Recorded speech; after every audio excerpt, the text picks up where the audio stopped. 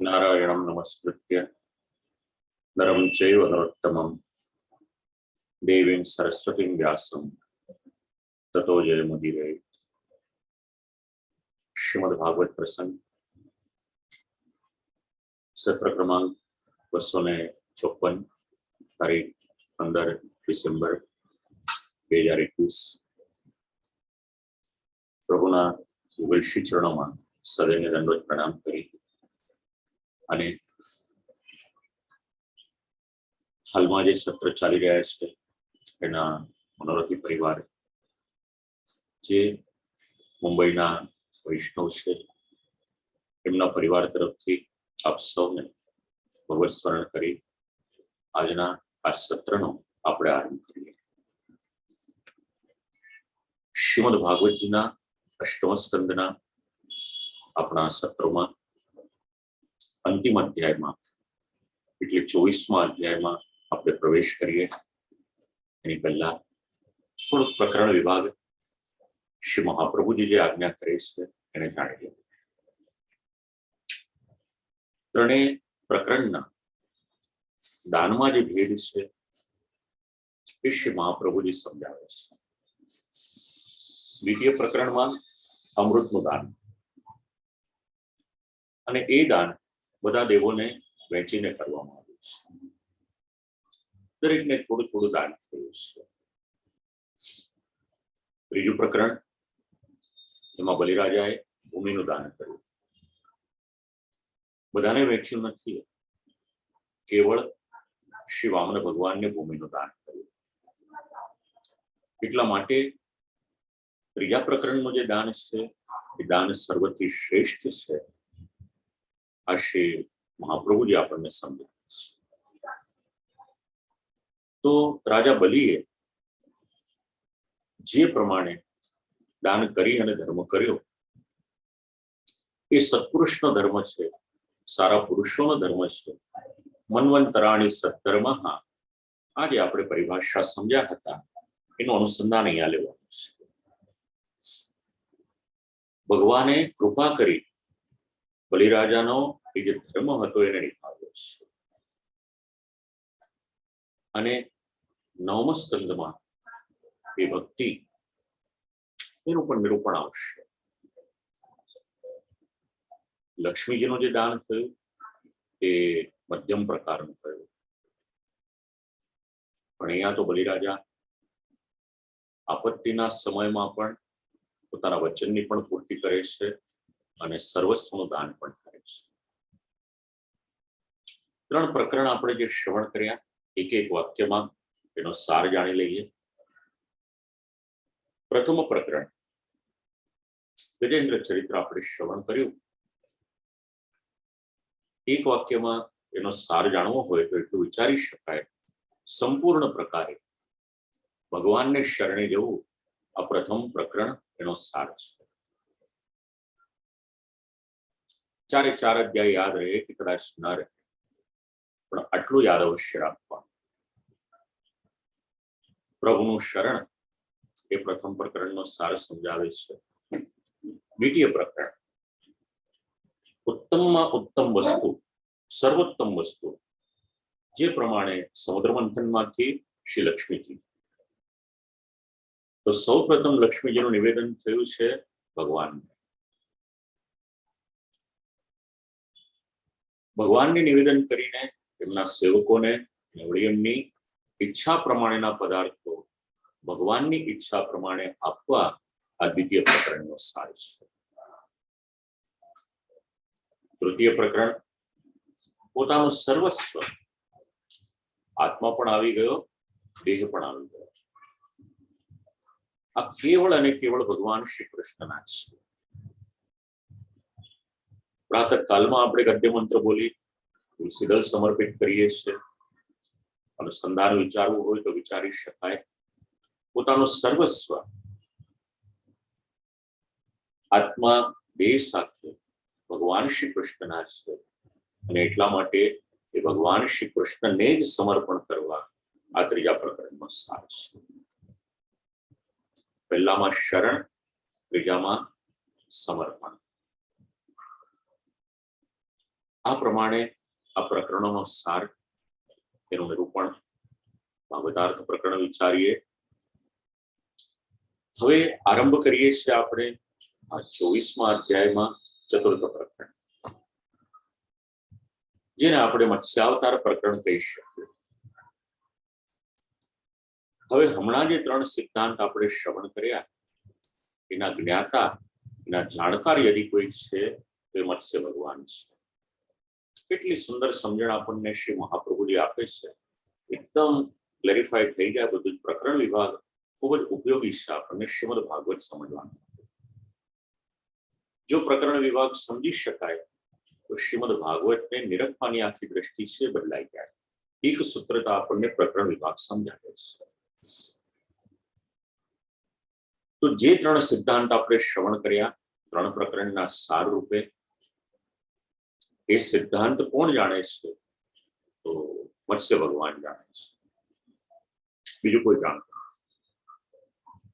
એનું શું કારણ? તો 7મા વૈવસ્વત મનુને માટે ભગવાન મત્સ્ય પોતે પધારેલા. અને આ 7મા મન્વંતરમાં સત્પુરુષોના ધર્મો, સારા પુરુષના ધર્મ એટલે એકાદશીનો ઉપવાસ વગેરે કરવાનો, અને એ ઉપવાસ કરીએ એના દ્વારા વાસનાને મળવાની છે, અન્ય પ્રકારે નહીં. બસ આ વાત પ્રસિદ્ધ થાય એટલા માટે 24મા અધ્યાયમાં મત્સ્ય ભગવાનના ચરિત્રનું નિરૂપણ કરવામાં આવ્યું છે. હયગ્રીવ તો વેદને હણી જાય છે, હરી જાય છે. એ વેદને પાછા કોણ લાવે? તો મત્સ્ય ભગવાન કૃપા કરે છે. વેદનો ઉદ્ધાર કરનાર મત્સ્ય ભગવાન છે. અને એટલા જ માટે એક નિશ્ચય, એક નિર્ણય એવો સમજાવ્યો કે ધર્મની સૂક્ષ્મમાં સૂક્ષ્મ જે વિગત છે એ મત્સ્ય ભગવાન સારી રીતે જાણી શકે છે, બીજો કોઈ પણ નહીં.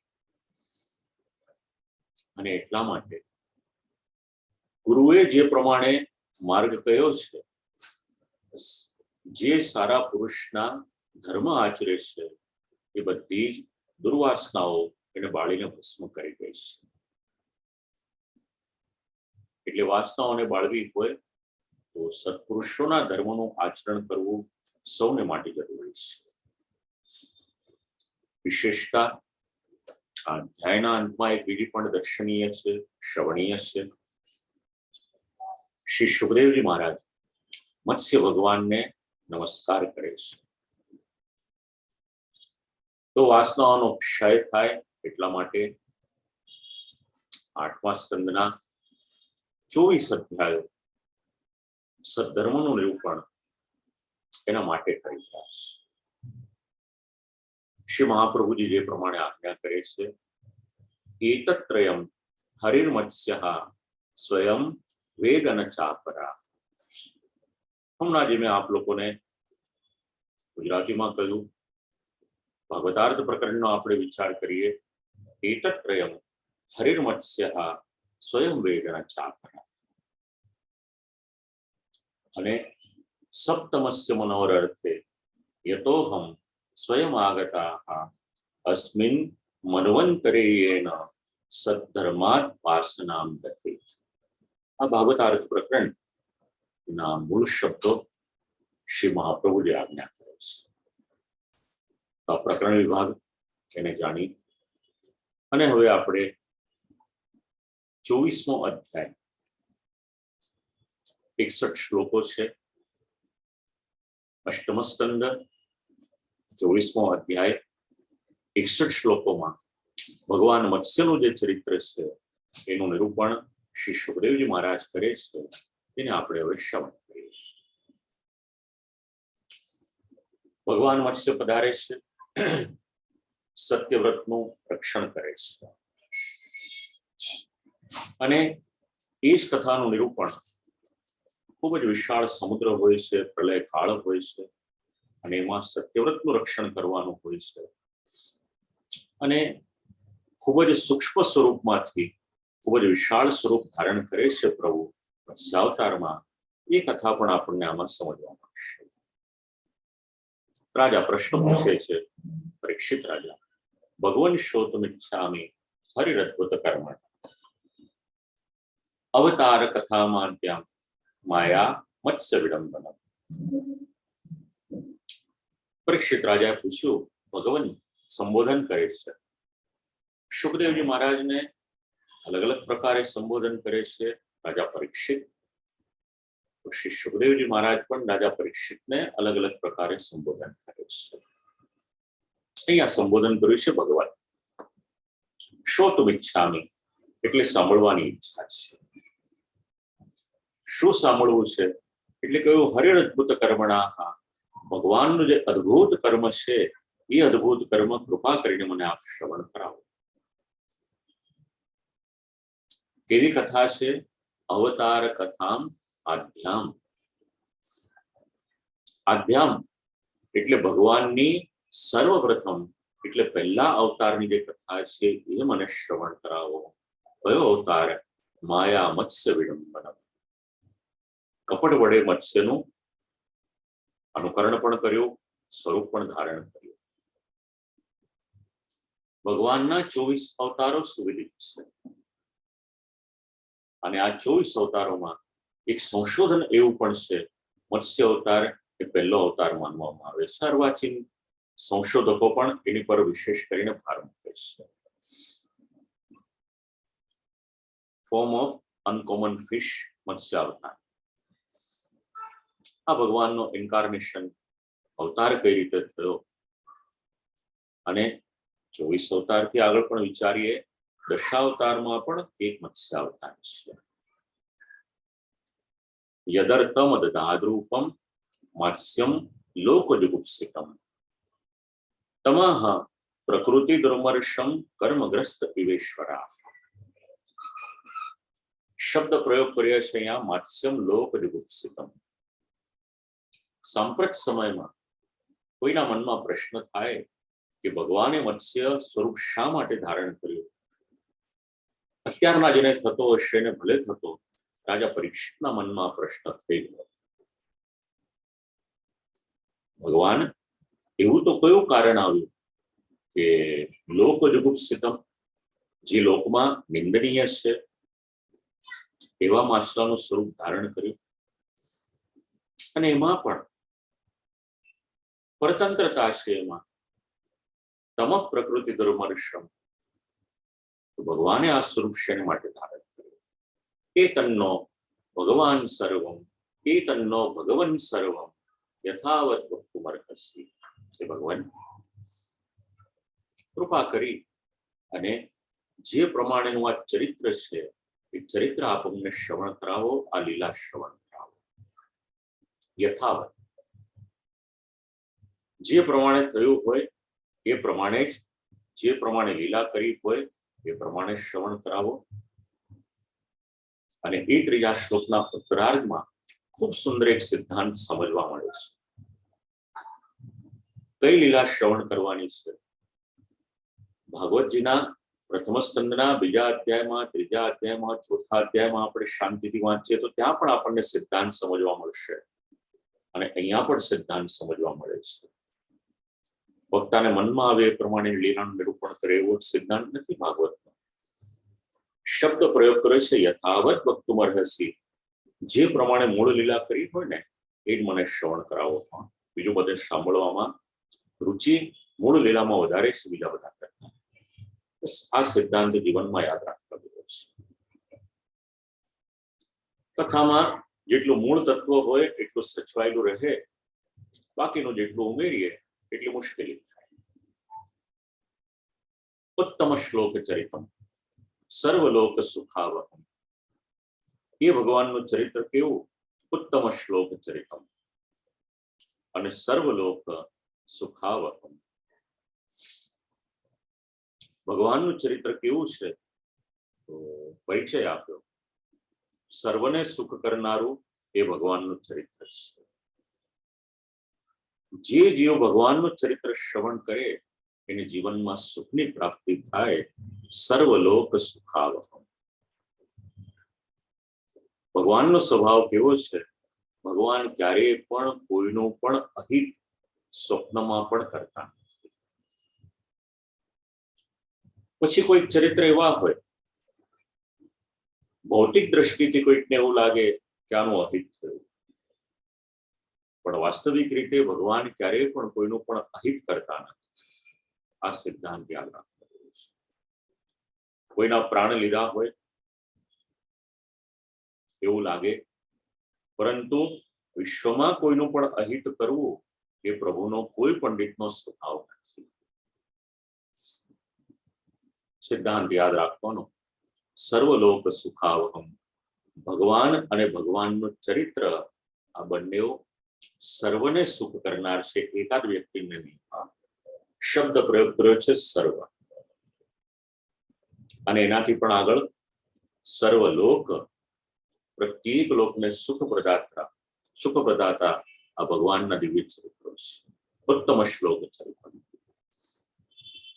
અને એટલા જ માટે જીવે પોતાના જીવનમાં ભગવાનને અને ભગવાનની કથાને સ્થાન આપી અને કૃતાર્થ થવાનું છે. ભાગવત આપણને માર્ગ બતાવે છે. એ માર્ગ ઉપર ચાલવું ન ચાલવું એ તો મનુષ્યના પોતાના સ્વતંત્ર વિચારો પર છે. શાસ્ત્રનું કાર્ય છે માર્ગ બતાવવાનું.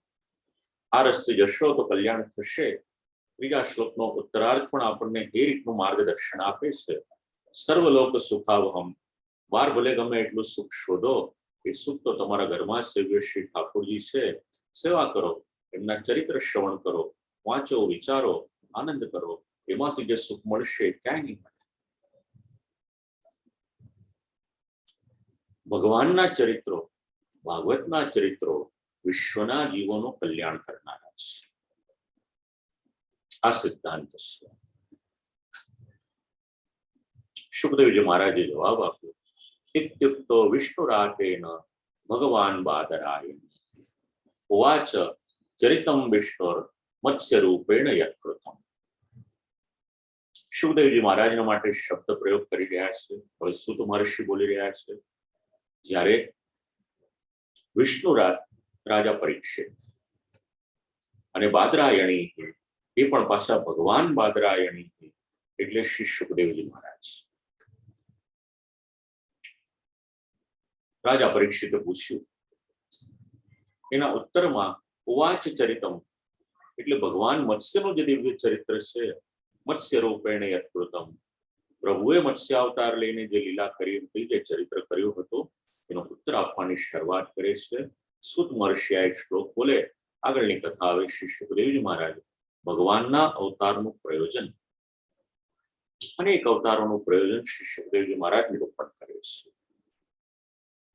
ગો વિપ્ર સુર સાધુનામ છંદસામ અપિ ચેશ્વરાહ. હવે પ્રભુ ભૂતલ ઉપર પધારે છે શેના માટે? અને પધારીને લીલા કઈ કરે છે, કાર્ય કઈ કરે છે? તો ભગવાન કોઈ એક વ્યક્તિના નથી, સૌના છે. અને એ પ્રભુ ભૂતલ પર પધારે છે ત્યારે કેટલાક વર્ગનું રક્ષણ કરે છે. જીવનમાં ઉતારવા જેવો 5મો શ્લોક છે. કોનું કોનું રક્ષણ કરે છે? ગો વિપ્ર સુર સાધુનામ છંદસામ અપી. ગો એટલે ગાય. 10મ સ્કંદના 4થા અધ્યાયમાં પણ આને જ લગતો એક શ્લોક છે. એનું અનુસંધાન વિચારી શકાય. ભગવાન રક્ષણ કોનું કરે? ગાયનું રક્ષણ કરે, બ્રાહ્મણનું રક્ષણ કરે, સાધુ પુરુષોનું રક્ષણ કરે, ભગવદ ભક્તોનું રક્ષણ કરે, છંદસામ વેદોનું રક્ષણ કરે છે. ભગવાન ધર્મનું રક્ષણ કરે છે. એ ભગવાન, એમના માટે આપણે એક શબ્દ પ્રચલિત છે, ગો બ્રાહ્મણ પ્રતિપાલક. સંસ્કૃતમાં વિચારીએ તો નમો બ્રહ્મણ્ય દેવાય ગો બ્રાહ્મણ હિતાય ચ જગદ્દિતાય કૃષ્ણાય ગોવિંદાય નમો નમઃ. આ પ્રસિદ્ધ શ્લોક છે. પણ એ ભગવાન કાયમને માટે ગાયોનું અને બ્રાહ્મણોનું રક્ષણ કરે છે. પ્રમાણ શ્રીમદ ભાગવતમાં જ આપ લોકોએ શ્રવણ કર્યું છે. ગોવાળ બનીને ગાયોનું રક્ષણ કર્યું. શ્રી ચરણમાં કંઈ પણ ધારણ ન કરે, ગોપીજનો તો નિરૂપણ કરે. ચલસ્ય દ્વર્જા ચારયન પશ્યન નરેણ સુંદરમ નાથ તે પદમ. ગોપી ગીતમાં આપણે શ્રવણ કર્યું હતું. શ્રી ચરણમાં કંઈ પણ ધારણ નથી કરતા અને શીલ તૃણામ પુરેહી, આ બધું પ્રભુના શ્રીચરણને પરિશ્રમ થાય એ છતાં પણ પોતાનો ગાયોનું રક્ષણ કરવાનો જે ધર્મ છે, ગોવાળ તરીકે પ્રભુએ જાળવી રાખ્યો. ગાયોનું રક્ષણ કર્યું, વાછરડાઓનું રક્ષણ કર્યું. એવી જ રીતે શ્રીમદ ભાગવતમાં ઘણા ચરિત્રો છે જેમાં ભગવાને બ્રાહ્મણોનું રક્ષણ કર્યું છે અને એમને સન્માન આપ્યું છે. બહુ પ્રસિદ્ધ પ્રસંગ આપણે વિસ્તારથી શ્રવણ કરેલો સુદામા ચરિત્રનો. કિમનેન કૃતમ પુણ્યમ અવધૂતેન ભિક્ષુણા. લોકો તો ઓળખી નથી શકતા સુદામાજીને, પણ ભગવાન જાણે છે કે સુદામા કોણ છે. પોતાના આસન ઉપર વિરાજમાન કરે છે. આ બ્રાહ્મણનું ગૌરવ વધાર્યું છે, રક્ષણ કર્યું છે. એવી જ રીતે ભગવાને વૈદિક જ્ઞાન, વૈદિક સિદ્ધાંતોનું પણ રક્ષણ કર્યું છે. બ્રહ્મન ધર્મસ્ય વક્તા હમ કરતા તદનુમોદિતા. આ શ્રીમદ ભાગવતમાં ભગવાનના શબ્દો. દશમા સ્કંદમાં ભગવાન ધર્મનું રક્ષણ કરે છે, ભગવાન વેદનું રક્ષણ કરે છે, વૈદિક જ્ઞાનનું રક્ષણ કરે છે. દરેકની જવાબદારી છે પ્રોટેક્શન ઓફ વૈદિક નોલેજ. એમને એમ નથી થતું, દરેકની જવાબદારી. પણ કલયુગ છે, કલયુગમાં ગાયો કતલખાને જાય, કલયુગમાં બ્રાહ્મણોને પોષણ ન મળે, કલયુગમાં વેદનું સંરક્ષણ કરવું હવે મુશ્કેલી પડે. લોકોનો સંબંધ ધીરે ધીરે વેદની સાથે છૂટી ગયો. અને આ બધું જયારે થાય પછી મનુષ્યનું જીવન એ ગૌરવશીલ કઈ રીતે રહી શકે, આ એક વિચારવા જેવી વાત છે. અને એટલા જ માટે જીવનમાં શ્રીમદ ભાગવત જરૂરી છે. સિદ્ધાંત સમજાવે છે શ્રીમદ ભાગવત. ગાય હોય, બ્રાહ્મણો હોય, બ્રાહ્મણિકન કલ્ચર જે છે એને પણ પ્રોટેક્ટ કરો. ઉચ્ચાવચેષુ ભૂતેષુ ચરણવાયુર્વેશ્વરા. અંતર્યામી સ્વરૂપે પ્રભુ અનેક સ્થાનમાં ગતિ કરે, ગમન કરે. 7મા શ્લોકથી આરંભ કરે છે. પ્રલયકાલ આવવાનો હતો, એના માટેનો જે સમય છે એનું નિરૂપણ કરે છે શ્રી સુખદેવજી મહારાજ. આસીદતીત કલ્પાંતે બ્રહ્મો નૈમિત્તિકો લયા સમુદ્રો પપ્લુતાસ્તત્ર લોકાભૂરાદયો. હવે પાછલા કલ્પની વાત કરે છે. આસીદતીત કલ્પાંતે અંત સમય હતો, બ્રહ્માજીનો શયનનો સમય થયો અને એ સમયે બ્રહ્મો નૈમિત્તિકો લયા. પ્રલયનું નામ છે અહીંયા આગળ નૈમિત્તિક પ્રલય. આપણને આ બધી કદાચ સમજણ ઓછી પડે, પણ શ્રીમદ ભાગવતના 12મા સ્કંદમાં 4 પ્રકારના પ્રલયનું નિરૂપણ છે. નિત્ય, નૈમિત્તિક, આત્યંતિક, અહીંયા નૈમિત્તિક પ્રલય છે. અને એ નૈમિત્તિક પ્રલય આવે ત્યારે શું થાય? ભૂરલોક વગેરે જેટલા લોક છે સમુદ્રમાં વિલીન થઈ જાય છે, ડૂબી જાય છે. સમુદ્રો પપ્લુતાસ્તત્ર. અને એ સમયે કાલેનાગત નિદ્રસ્ય ધાતુ શિષ્યોશોર બલિ. બ્રહ્માજીને પણ શયન કરવાની ઈચ્છા થઈ છે, નિદ્રા આવી ગઈ. અને એ સમયે એક રાક્ષસ આવે છે, હયગ્રીવ, એનું નામ છે હયગ્રીવ રાક્ષસ. બ્રહ્માજીના મુખમાંથી જે દિવ્ય વેદ નીકળ્યા હોય છે, મુખતો નિસ્સૃતાન વેદા, વેદ ગર્ભ છે, બ્રહ્માજીના મુખમાંથી વેદ નીકળ્યા છે.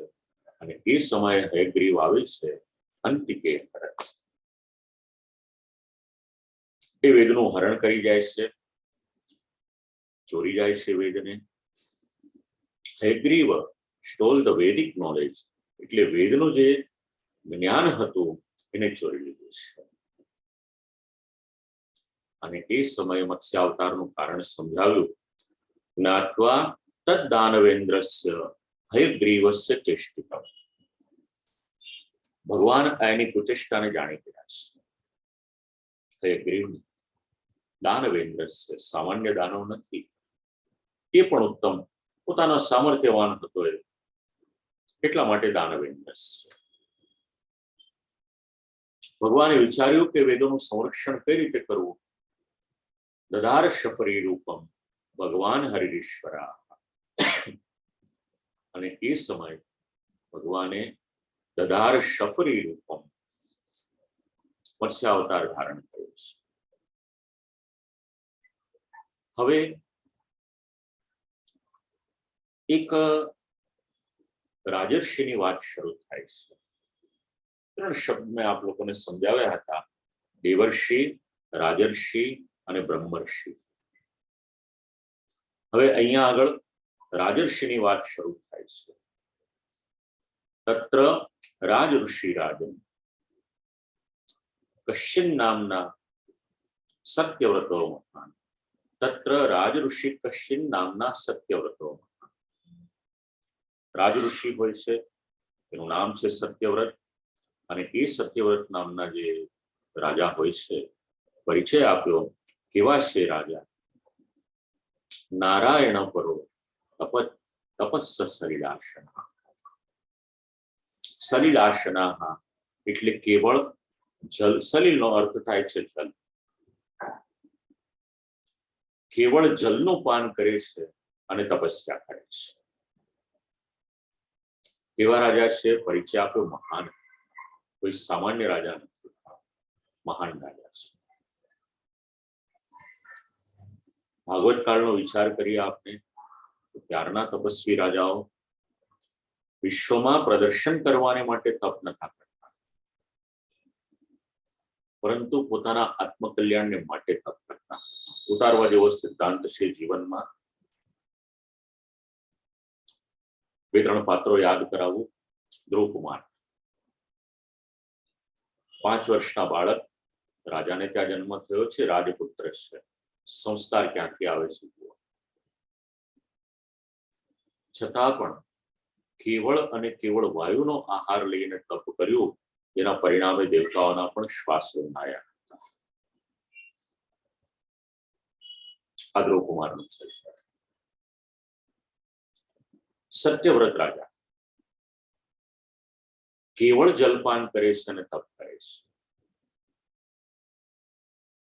અને 9મા સ્કંદમાં ચરિત્ર આવશે રાજા અંતિદેવનું. એનાથી પણ વધ્યા. કેવળ જલ મળ્યું, કોઈએ માંગ્યું તો એ પણ આપી દીધું. 48 દિવસ સુધી એમને રહ્યા છે. વિચાર કરીએ, તપ ભારતીય સંસ્કૃતિનું અવિભાજ્ય અંગ તરીકે આપણે તપ વિચારી શકીએ. જીવનમાં એક સેલ્ફ ડિસિપ્લિન આપણે વિચારવી હોય, આત્મસંયમ વિચારવો હોય, એ આપણને આપણા દેશના પૌરાણિક પાત્રો, તપસ્વીઓ, એમાં પછી રાજાઓ પણ આવી જાય છે અને ઋષિઓ પણ આવી જાય છે. એટલે રાજાનો પરિચય આપ્યો છે રાજઋષિ. કેટલાક બ્રહ્મર્ષિ છે, કેટલાક દેવર્ષિ છે. આ રાજ્ય પોતાને આધીન હોવા છતાં પણ રાજ્યના મોહમાં સત્યવ્રત રાજા અટવાયેલા નથી. આ રાજઋષિ છે. આત્મસંયમ. જીવનમાં કોઈક આદર્શ પુરુષ રાખવા હોય તો આવા સાધન સંપન્ન સંસ્કારી તપસ્વીઓ હોય, એમને આપણે આપણા આદર્શ પુરુષ રાખીએ. સિનેમાના કલાકારો એ આદર્શ પુરુષ ન હોઈ શકે. આ તો ઉત્તમ પાત્રો છે શ્રીમદ ભાગવતના. યોસાવસ્મિન મહાકલ્પે તનયસ્સ વિવસ્વતાઃ શાદ્દેવ ઇતિ ખ્યાતો મનુત્વે હરિણાર્પિતા. મહાકલ્પમાં એ સૂર્યનારાયણના પુત્ર હોય છે, જેનું નામ છે શાદ્દેવ. અને ભગવાને એમને મુનુ મહારાજનો અધિકાર આપ્યો હોય છે. 9મા સ્કંદના આરંભમાં આ શ્લોક કામ લાગશે. 8મા સ્કંદના 24મા અધ્યાયનો 11મો શ્લોક. અનુસંધાન 9મા સ્કંદના પહેલા અધ્યાયમાં. અપ્રજસ્ય મનઃ પૂર્વ ઇત્યાદિ શબ્દોમાં અનુસંધાન વિચારી શકાય. હવે કોઈક એક દિવસની વાત કરે છે. રાજા હોવા છતાં ઋષિનું જીવન તો જીવતા હતા, તપ કરતા હતા, કેવળ જલનો આહાર લેતા હતા, સાત્વિક હતા એ તો સમજાય છે. એકદા કૃતમાલાયામ પૂર્વતો જલતર્પણ. કોઈ એક દિવસની વાત છે. કૃતમાલા નામની નદી છે. એવું કહેવાય છે કે ત્રિવેન્દ્રમની આગળ ક્યાંક આ નદી આવેલી છે. સ્નાન સંધ્યા કર્યા છે નદીમાં, પ્રાતઃકાલનો સમય છે અને કુર્વતો જલતર્પણમ, અને ત્યાં આગળ નદીના જલ વડે તર્પણ કરી રહ્યા છે. રાજા કેવળ તપ કરતા હતા એટલું જ નહીં, શાસ્ત્રના મત મુજબ નિત્ય તર્પણ પણ કરતા હતા. આ શબ્દો દ્વારા સમજાય છે. આપણે વૈદિક વિધિ ભૂલ્યા અને ધર્મ વિશે દલીલો કરવાની શરૂઆત કરી, પણ રાજા વૈદિક જીવન જીવતા. જલ તર્પણ એવું કહેવાય, ઋષિ તર્પણ કરવામાં આવે એના દ્વારા બુદ્ધિની શુદ્ધિ થાય છે.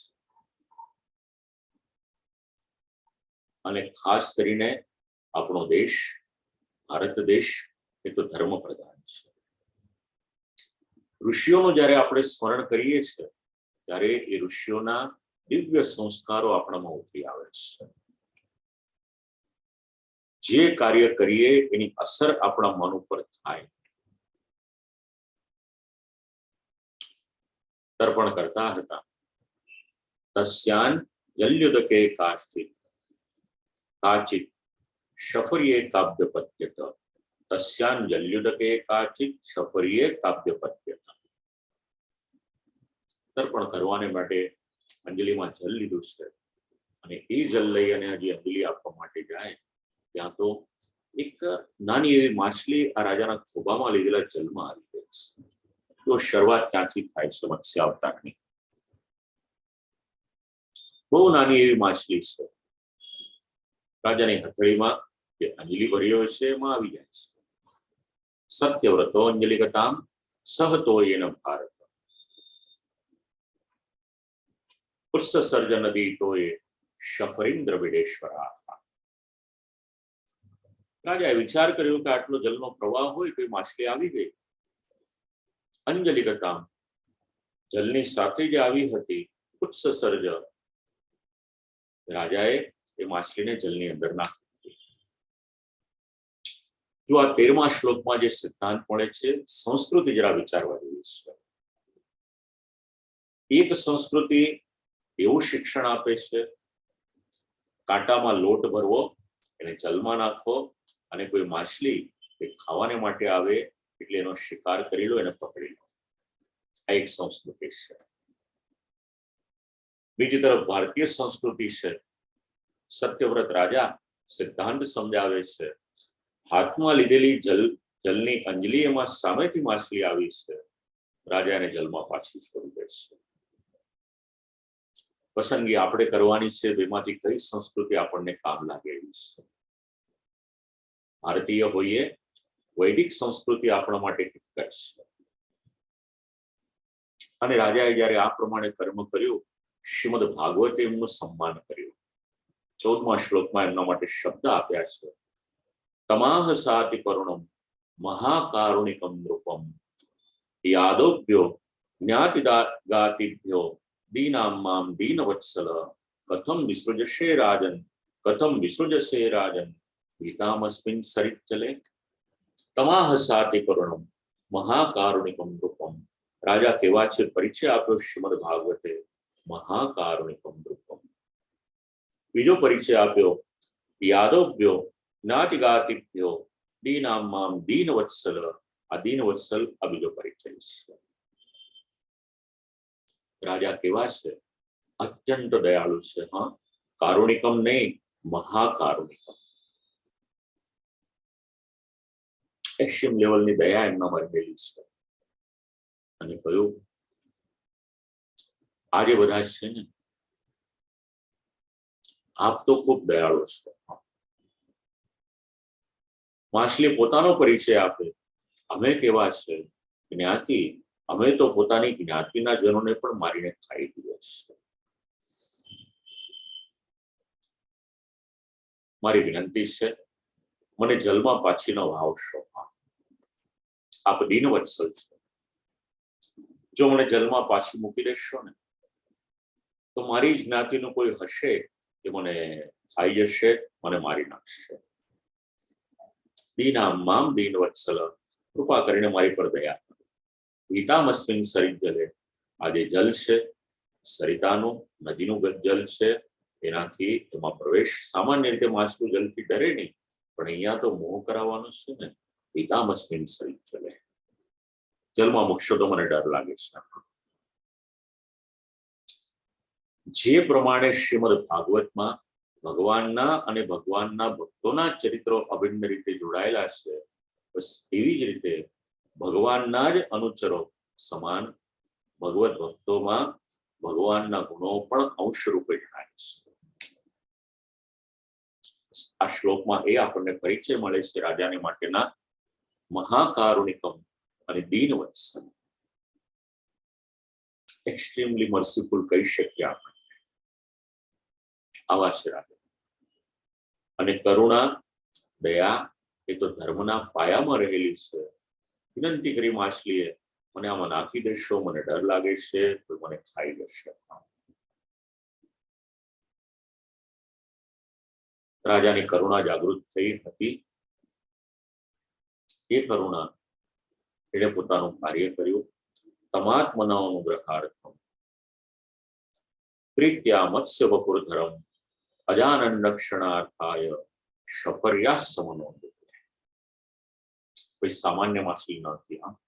મત્સ્ય વપુરધરમ, આ તો ભગવાને ધારણ કરેલું મત્સ્ય સ્વરૂપ હતું. શેના માટે? અનુગ્રહાર્થમ, અનુગ્રહ કરવાને માટે. કોની પર? પોતાની પર અનુગ્રહ કરવાને માટે, એટલે રાજાની પર અનુગ્રહ કરવાને માટે ભગવાને મત્સ્ય અવતાર લીધો છે. પણ રાજાને એની ખબર નથી. અજાનંદ. રક્ષણાર્થાય, રક્ષણ કરવાને માટે, માછલીનું રક્ષણ કરવાને માટે રાજાએ વિચાર કર્યો છે. રક્ષણાર્થાય શફર્યાસ મનોદતે. દીનવત્સલ હતા. ભલે ને નાનામાં નાનો જીવ હોય, માછલી હોય, મારી શરણે આવી છે ને, એનું રક્ષણ કરવું એ મારી જવાબદારી છે.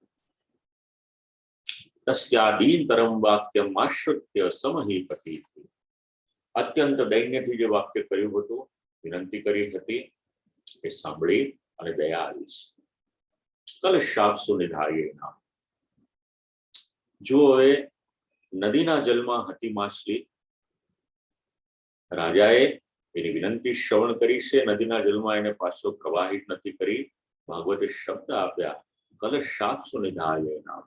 એનામ નિધાય, કલશ અને અપસુ, કળશમાં જે જલ હતું રાજાની પાસે, બસ એ કળશના જલમાં એ માછલીને બનાવી લીધી છે. કળશ છોડી નથી. દયાલુર નિન્ય આશ્રમ, પોતાના આશ્રમમાં એ માછલીને લઈને આવ્યા છે.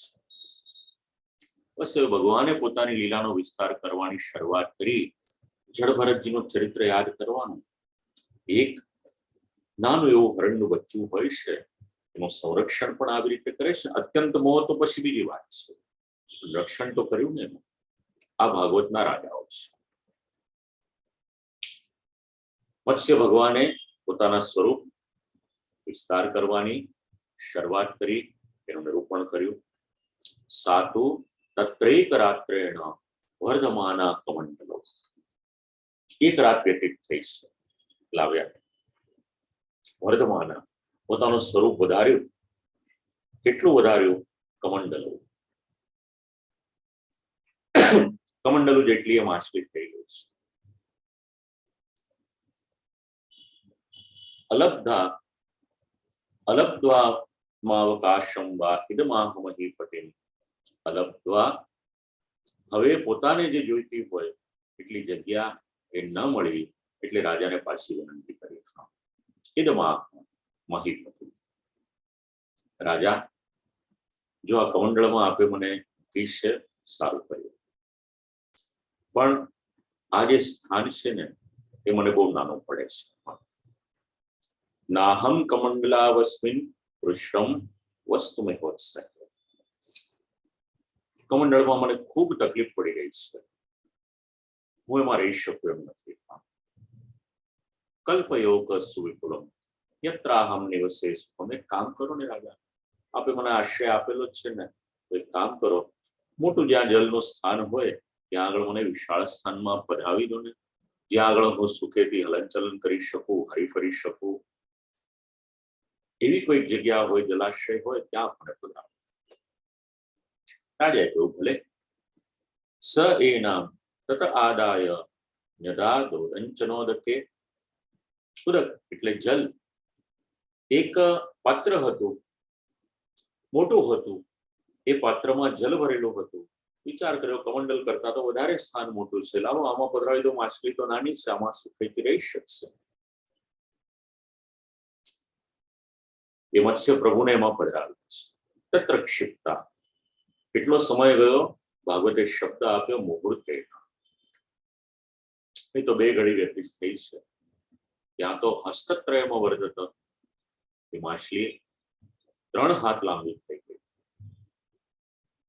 પાછી એની એ વાત કરી, નમ એક દલમ રાજન સુખમ વસ્તુમુદંચનમ ઋતુદેહી પદમ મહ્યમ યત્વાહમ શરણમ ગતા. જો રાજા, હું તો આપને શરણે આવેલી છું. શરણાગતનું રક્ષણ કરવું એ તો ક્ષત્રિયનો ધર્મ છે. આપે કૃપા કરી છે, મને આ સ્થાનમાં આપે પધરાવી, પણ નમ એત દલમ રાજન સુખમ વસ્તુ મુદંચનમ. આ સ્થાન પણ મને નાનું પડે છે, હું આમાં રહી નહીં શકું, મને મોટું સ્થાન આપો. રાજાને રાજધર્મ યાદ કરાવ્યો. ત્વામહમ શરણમ ગતા. રાજાએ વિચાર કર્યો કે લાવો મોટું સ્થાન આપું, મારે ક્યાં વાંધો છે. તત આદાય સા રાજા ક્ષિપ્તા રાજન સરોવરે. હવે પાત્રમાંથી પેલા જલની અંજલિ, એમાંથી કમંડલો, એમાંથી પાત્ર, એ પાત્રમાંથી હવે મૂક્યા છે એક સરોવરમાં, મોટા સ્થાનમાં મૂક્યા. હવે તો બિલકુલ સમય લાગ્યો નહીં. તદાવૃત્યાત્મના સોયમ મહામીનો વર્ધત. ખૂબ વિશાળ સ્વરૂપ ધારણ કરી લીધું. સરોવર પણ નાનું પડ્યું. અને સરોવર પણ નાનું પડ્યું. નહીં તન્મે સ્વસ્થ એ રાજન મુદકમ સરિલોકસા. જો રાજન, આ જળ પણ મને ઓછું પડે છે, કોઈક એવા જલમાં મૂકો મને જ્યાં આગળ હું સુખેથી રહી શકું. હવે રાજા એક પછી એક ઉપાય કરે છે, અને ઇત્યુક્ત સોનયન મત્સ્યમ તત્ત તત્ર વિદાસિની. જ્યાં જ્યાં રાજા પધરાવે છે ત્યાં ત્યાં દરેક જગ્યાએ એ સ્થાન નાનું પડે છે. જેટલું મોટું જલાશય હોય પણ બહુ નાનું પડે. જેટલું જલાશય હોય એ જળાશયના સમાન સ્વરૂપ ધારણ કરી લે છે. અલૌકિક મત્સ્ય છે. વિચાર કર્યો, વિશ્વમાં મોટામાં મોટું જલનું સ્થાન હોય તો સમુદ્ર છે. તમ સમુદ્રે પ્રાક્ષિપજ્યશમ. લાવો સમુદ્રમાં જ પધરાવી દો. અને સમુદ્રમાં જયારે પધરાવવામાં આવે ત્યારે વિનંતી કરી. રાજાને આમ તો આજ્ઞા કરવાની હોય, પણ અત્યારે શરણાગત બનેલા છે.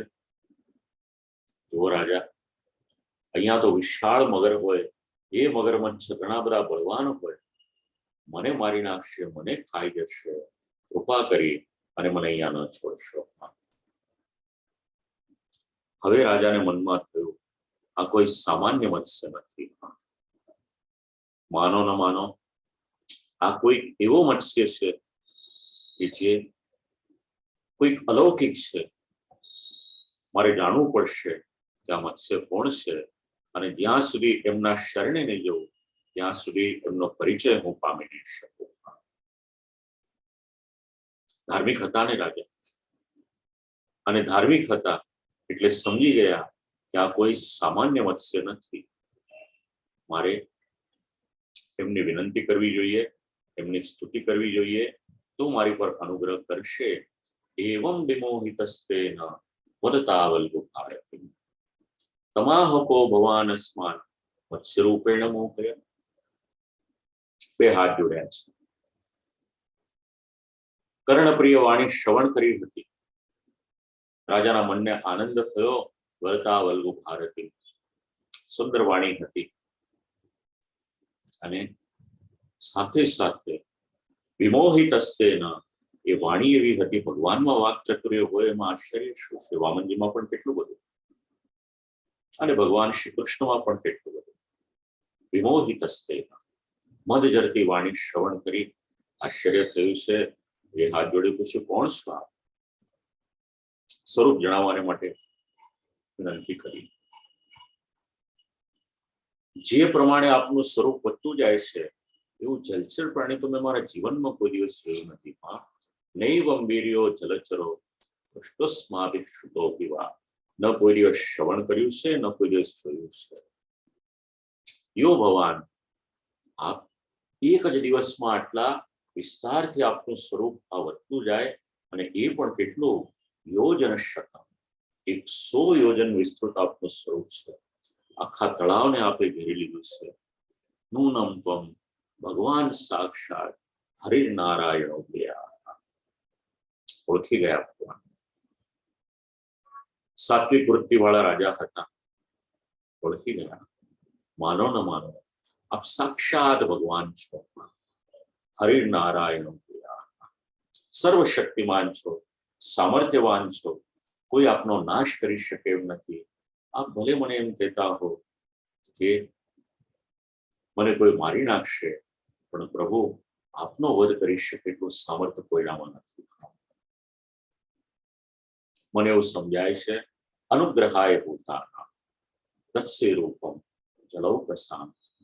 આપે જે આ સ્વરૂપ ધારણ કર્યું છે ને, એ વિશ્વના લોકોનું કલ્યાણ કરવાને માટે ધારણ કર્યું છે. જો આપણા પ્રશ્નનો જવાબ આ 27મા શ્લોકમાં છે. ભગવાને મત્સ્યાવતાર શેને માટે લીધો? વગર પૂછે જવાબ મળી જાય છે. અનુગ્રહાય ભૂતાના. વેદનું સંરક્ષણ કર્યું ભગવાને, ઔષધિઓનું સંરક્ષણ કર્યું. આ સૌથી મોટો અનુગ્રહ માનવ જાત ઉપર ભગવાને કર્યો છે મત્સ્યાવતાર. આ પ્રભુની લીલા છે. રાજાને જયારે આજ્ઞા કરશે ત્યારે પણ રાજા જાણી જાય છે. ભક્ત કોને કહેવાય? પોતાના ભગવાનને જાણી જાય એનું નામ ભક્ત. રાજા હતા, ઋષિનું જીવન જીવતા હતા. અંતરાત્માથી જાણ પડી ગઈ, પ્રભુ કૃપાથી જાણ થઈ ગઈ. અનુગ્રહાય ભૂતાનામ. આ તો વિશ્વના જીવનનું કલ્યાણ કરવાને માટે પધાર્યા છે. ચલો કસા પગે લાગ્યા છે. નમસ્તે પુરુષ શ્રેષ્ઠ. આપના શ્રી ચરણોમાં પ્રણામ કરું છું. ઘણી બધી સ્તુતિમાં લગભગ કોમન શબ્દો જે આપણને મળે છે, અહીંયા પણ વિનંતી કરી રહ્યા છે. વિશ્વની ઉત્પત્તિ સ્થિતિ લય બધું કરનાર આપ સ્વમાં. વિશ્વોત્પત્યાદિ હેતવે તો શ્રીમદ ભાગવતના મંગલાચરણમાં આપણને જાણવા મળે છે. અહીંયા એ જ પ્રમાણેના એને મળતા શબ્દ આપણને મળે. સ્થિત્યુત્પત્યપ્યેશ્વર ને ભક્તાનામ ન પ્રપન્નાનામ મુખ્યો હ્યાત્મગતિર્ભૂત. પ્રભુ વારંવાર આપણે શ્રીમદ ભાગવત વાંચીએ કે પુષ્ટિ માર્ગીય સાહિત્ય વાંચીએ, ગ્રંથો વાંચીએ, એક સિદ્ધાંત વારંવાર મળે છે. આમાં ગતિ શબ્દ છે. દરરોજ આપણે પાઠ કરીએ છીએ. કૃષ્ણ એવ ગતિર્મ. કૃષ્ણાશ્રયના સત્રમાં આપણે વિચાર કર્યો હતો. ગતિનો અર્થ કરવાનો છે આશ્રય. સરસ લીલા શ્રવણ કરીએ ત્યાં પણ આ જ સિદ્ધાંત આપણને જાણવા મળે. મત્સ્યાવતાર શ્રવણ કરીએ એમાં પણ આપણને આ જ સિદ્ધાંત સમજવા મળે છે. ભક્તાનામ ન પ્રપન્નાનામ મુખ્યો હ્યાત્મગતિર્ભૂત. પ્રભુ જે પણ જીવ આપને શરણાગત થાય છે, પ્રપન્ન એટલે શરણાગત, જે ભક્તો આપના શરણાગત થાય છે એના માટે આશ્રય રૂપ યદિ કોઈ છે તો આત્મગતિ વિભો એ કેવળ અને કેવળ આપ જ છો. વિનંતી કરતા રાજા આગળ બોલે છે. સ્તુતિ તો આગળ કરશે. હાજી, પ્રભુને વિનંતી કરી, પ્રભુ ભગવાનના સમસ્ત લીલા અવતારો જીવોના કલ્યાણને માટે હોય છે એનું પ્રમાણ શ્રીમદ ભાગવતમાં આ રાજાના વચન છે. સત્યવ્રત રાજાના 29મો શ્લોક. જે વૈષ્ણવ શ્રીમદ ભાગવતજી પધરાવીને શ્રવણ કરતા હો યાદ રાખવા જેવું છે. સર્વે લીલાવતારાસ્તે ભૂતાનામ ભૂતિ હેતવાહ જ્ઞાતુમિચ્છામ્યદો રૂપમ યદર્થમ ભવતાદૃતમ. સિદ્ધાંત યાદ રાખજો. ગુજરાતી કહેવાનું, ભગવાનના જેટલા જેટલા અવતારો છે, જેટલા જેટલા લીલા અવતારાસ્તે લીલા અવતારો છે પ્રભુના, શેને માટે છે? ભૂતાનામ ભૂતિ હેતવાહ, પ્રાણીઓના કલ્યાણને માટે છે. કોઈ સ્વાર્થ નથી એનો ભગવાનનો. ભગવાને અર્જુનજીને શ્રીમદ ભગવદ્ ગીતાનો ઉપદેશ આપ્યો કે ઉદ્ધવજીને ઉદ્ધવ ગીતાનો ઉપદેશ આપ્યો, ભગવાનનો કોઈ સ્વાર્થ નથી. એ તો તમારું ને મારું જીવન, કારણ કે જીવન એવું છે નિરંતર મુશ્કેલીઓમાં આવ્યા જ કરે છે. આપણે એવું વિચારીએ કે મારું આ કામ થઈ જશે એટલે મને શાંતિ, પણ આપણે શાંતિથી રહી નથી શકતા. દુર્લભ છે શાંતિ આપણા જીવનમાં. અને આપત્તિના સમયે ભગવાનનું આપેલું જ્ઞાન આપણને ઉપયોગી થાય છે. કેટલા જ્ઞાન અવતાર છે ભગવાનના, જે પ્રમાણે કપિલ અવતાર છે, વ્યાસજીનો અવતાર છે, એ જ્ઞાન આપવાને માટે છે. તો પ્રભુ ભૂતાનામ ભૂતિ હેતવાહ, જે અવતાર પ્રભુ ધારણ કરે છે કોઈ ને કોઈ રીતે એ અવતાર દ્વારા વિશ્વના જીવોનું કલ્યાણ ભગવાન કરે છે. આ મૂળ સિદ્ધાંત છે. પ્રથમ સ્કંદનો 3જો અધ્યાય અને દ્વિતીય સ્કંદનો 7મો અધ્યાય આપણે વિચાર કર્યો હતો. પ્રથમ સ્કંદના 3જા અધ્યાયમાં શરૂઆત હતી એટલે થોડાક અવતારો વિશે વિચાર કર્યો. દ્વિતીય સ્કંદના 7મા અધ્યાયમાં વિસ્તારથી વિચાર કર્યો. સિદ્ધાંત એ જ છે. દરેક લીલા અવતાર લઈ અને ભગવાન જે લીલા કરે છે એ લીલા મનુષ્યોના શ્રેયને માટે, કલ્યાણને માટે છે. અને એટલા જ માટે યાદ કરાવું આપ લોકોને, શ્રીમદ ભાગવતજીનો પ્રથમ અધ્યાય, એમાં સત્વશીલ શૌનક વગેરે જે ઋષિઓ છે પ્રશ્ન પૂછે છે ભગવાનના અવતારો વિશે, અને એ અવતારો લઈને ભગવાને કરેલી લીલાને વિશે પ્રશ્ન પૂછે છે, જેનાથી ભગવાનના અવતારો અને એ લીલાનું મહાત્મ્ય આપણે સૌ સમજી શકીએ. એ દિવ્ય અવતારોને જ્યારે આપણે શ્રવણ કરીએ, એનું રસપાન કરીએ, આપણા સૌનું પણ આત્મકલ્યાણ થાય એના માટે છે આ સિદ્ધાંત છે.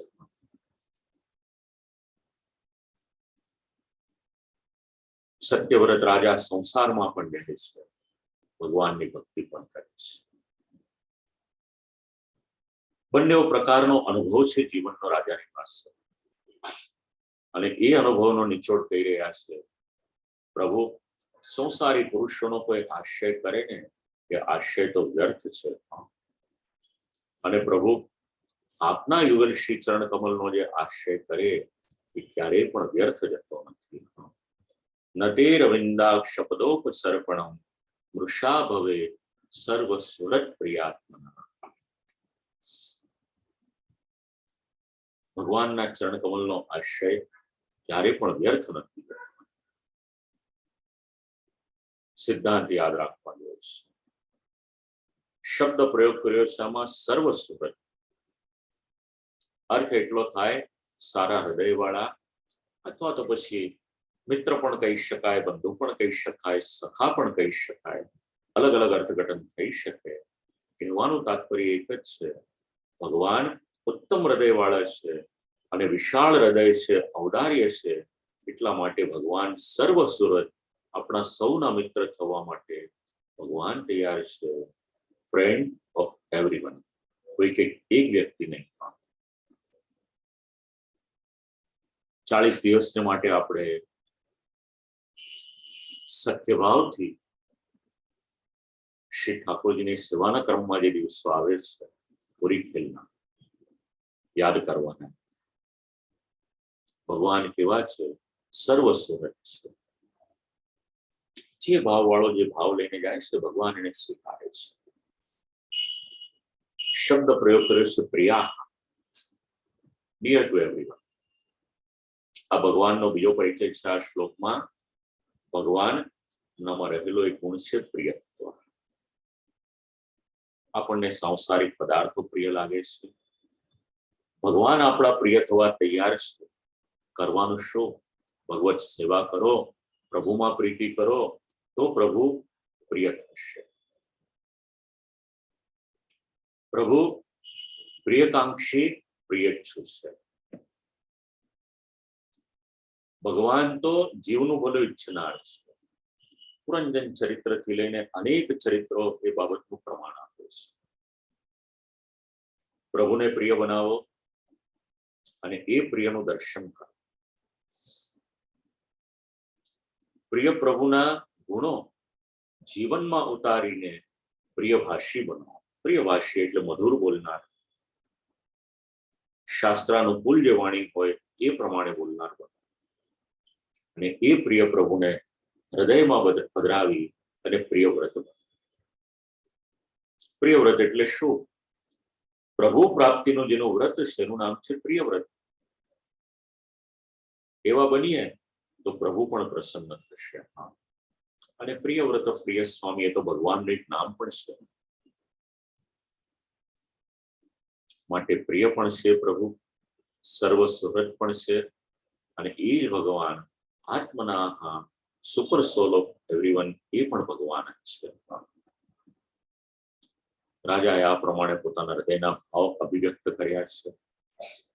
અને એ ભાવને શ્રવણ કરી અને ભગવાને શું આજ્ઞા કરી છે એ આપણે શ્રવણ કરીશું.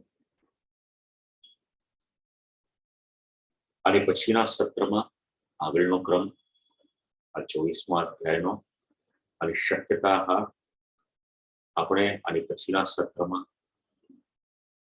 અષ્ટમ સ્કંદ એને વિરામ આપીશું અને પછી 9મ સ્કંદનો આરંભ કરીશું. તો પુનઃ એક વખત આપ સૌને ભગવત સ્મરણ અને આશીર્વાદ થઈ શ્રી ઠાકોરજીએ જે વાણી પવિત્ર કરાવી પ્રભુના શ્રી ચરણ કમલમાં સમર્પિત કરી, અને જે મુંબઈના વૈષ્ણવ છે, મનોરથી છે, એમની તરફથી આપ સૌને ભગવત સ્મરણ કરી અને આજનું જે સત્ય છે તેમાંથી આપણે સૌ વિરામ લઈએ.